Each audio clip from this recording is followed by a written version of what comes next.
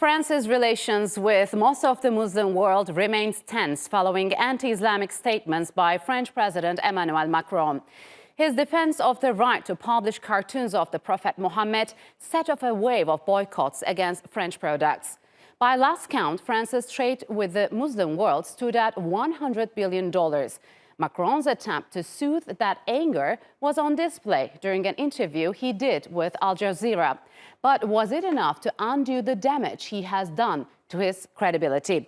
And to discuss that and the growing threat of anti-Islamic sentiments across the world, I'm joined by the Human Rights Minister of Pakistan, Shireen Mazari. She is joining us from Islamabad. Hello, Ms. Minister. Thank you very much for joining us on Straight Talk. So the rift between Muslim nations and France is growing tense after French President Macron's offensive remarks about Islam. So we also know that a majority of Muslim countries decided to boycott French products. How has that played out so far, and is it enough? Look, the problem is that we are finding that the Europeans are discriminating against their own citizens who happen to be Muslims. Now, this is unacceptable. And even according to European laws, for example, the Human Rights Convention of Europe, Article 10, freedom of expression and speech are limited.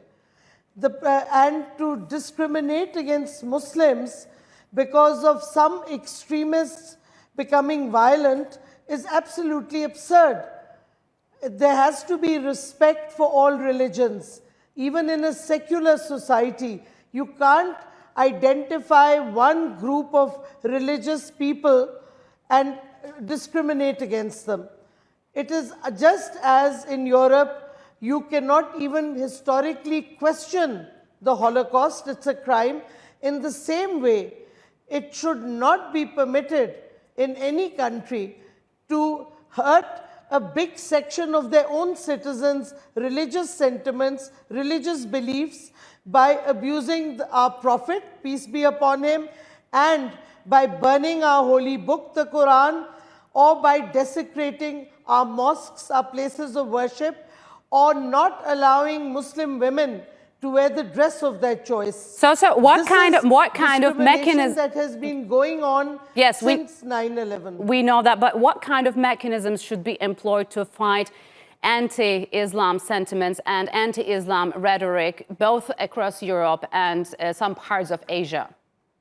I think that the Muslim world together as a collectivity must demand from Europe that they give equal rights and equal protection to all their citizens. This should be one thing. Secondly, the leadership, whether it's France or Austria or anywhere else, they should make clear that if they are taking action against any violent terrorist, be it he happens to be a Muslim or any other religion, that it does not imply that they target the whole religious community of Muslims in their countries.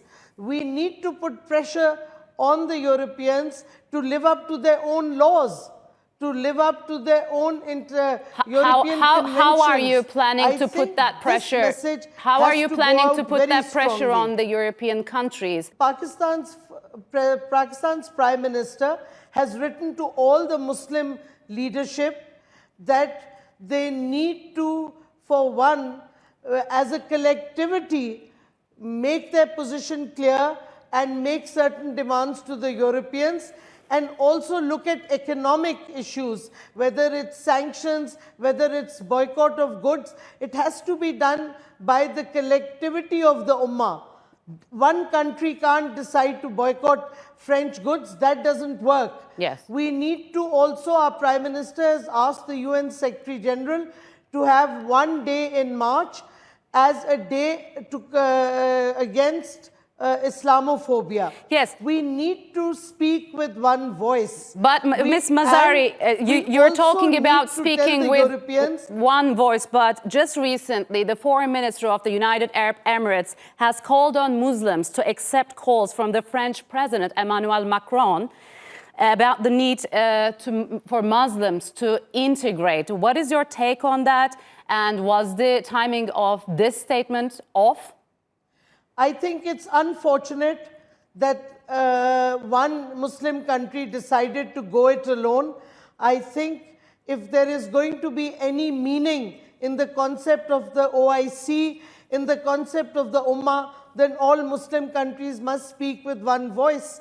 And we should also show in our countries that we are respecting and protecting Christian churches, Christian populations. A country like Pakistan even allows Christians their own personal laws. So I think we need to work on both fronts. The difference on acceptance of other religions in our societies and the discrimination against Muslims in European countries. And the other thing is, I think Muslims in those countries need to use legal means in those countries to challenge the government's actions. Because there are a number of areas in which the Muslim citizens in France, for example, can challenge French laws. If there is a law that there will be no religious symbolism, then Muslims, French Muslims should go to the courts in France and demand, why are nuns allowed to wear the habit in public places? Why are priests allowed to wear their religious clothes in public places, but Muslim women can't wear the niqab? Okay. I think Muslims have to get together, become more participatory in the politics of their countries, and also use the legal frameworks of those countries to challenge discrimination. So, Ms. Mazari, okay. While Muslim countries can put pressure, Muslims within those countries must also become a strong pressure group. So as for the human rights violations, could you speak to us about the latest in the Indian-occupied Jammu Kashmir? Well, you know, last August, India illegally tried to annex occupied Jammu and Kashmir. Then it's become the largest open prison, because even now there is a lockdown, although they don't say there is, but restrictions are there on movement. There is no proper aid and assistance that can go in food and medical supplies. And now the worst thing that the Indians are doing is trying to change the demography of occupied Jammu and Kashmir. And this is actually a war crime under the 4th Geneva Convention, which India is a party to. And the sad part is that the international community is staying silent. And I want to express my special appreciation to the leadership of Turkey and the Turkish nation, which has really come forward with clarity in supporting the rights of the Kashmiris, in condemning Indian fascism under the Modi government in occupied Jammu and Kashmir. So India has lately introduced a new land law. What does this plan entail, and what Pakistan is doing to prevent that? We are taking it up in different international forums. What India is basically trying to do is to actually totally destroy the Kashmiri people, the Kashmiri population. They want to change the whole demography, the whole sort of population of occupied Jammu and Kashmir. They're doing exactly what Israel is doing in Palestine, and they're doing exactly what the Nazis did in Germany and in other European countries that they invaded. Human Rights Minister of Pakistan, Shireen Mazari, thank you very much for joining us on Straight Talk.